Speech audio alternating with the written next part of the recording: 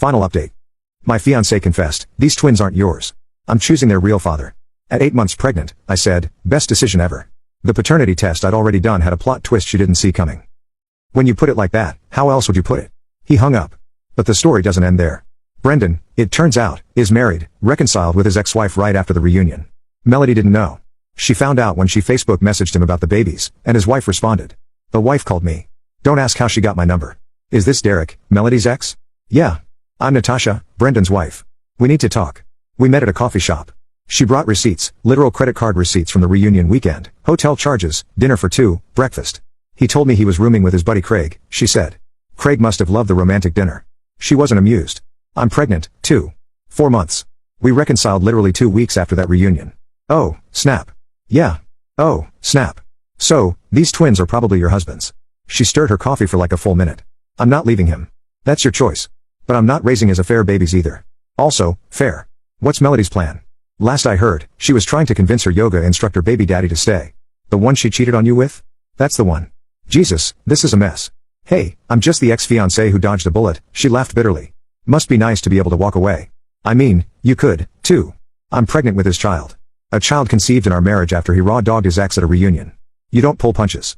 Why would I? Your husband played stupid games. This is his stupid prize. She left with Brendan's test results to confront him. I went home to find Melody parked outside my house, Garrett's crappy Prius nowhere in sight. He left me, she said as I walked up. Okay, Derek, I'm scared. I'm about to have twins, and I'm alone. You're not alone. You have your mom and Brendan. Brendan's married. So were you, engaged. Didn't stop either of you. This isn't funny. I could go into labor any day. Then why are you at my house instead of home resting? Because I need help.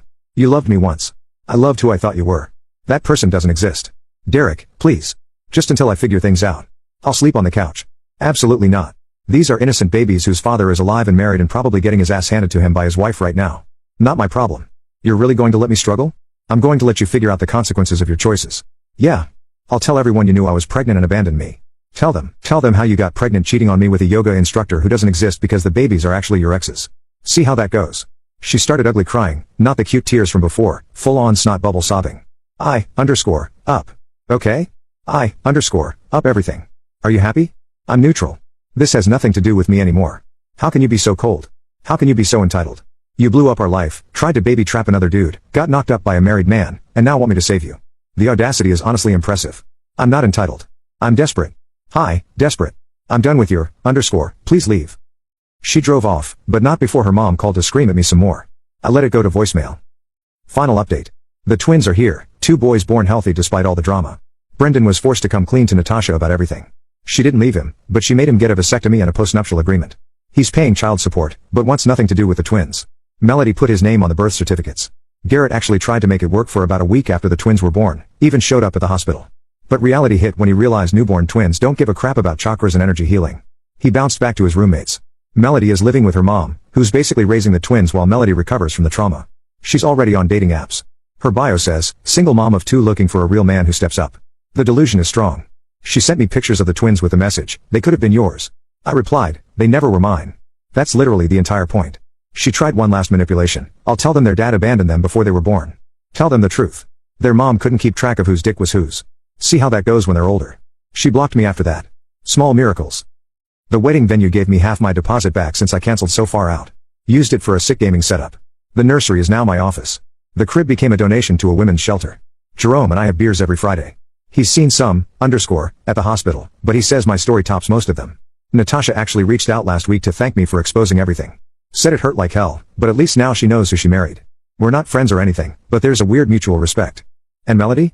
Last I heard from Lorraine, who still calls sometimes, she's convinced her next boyfriend will adopt the twins, and they'll be one big happy family. She's already introduced 3 different guys to the babies. It's been a month. I'm good, though. Therapy helped process the betrayal, but honestly, that paternity test saved my life. Not because the twins weren't mine, I knew that was likely, but because it forced Melody to show her true colors before I legally tied myself to her. Dodged a nuclear missile, not just a bullet.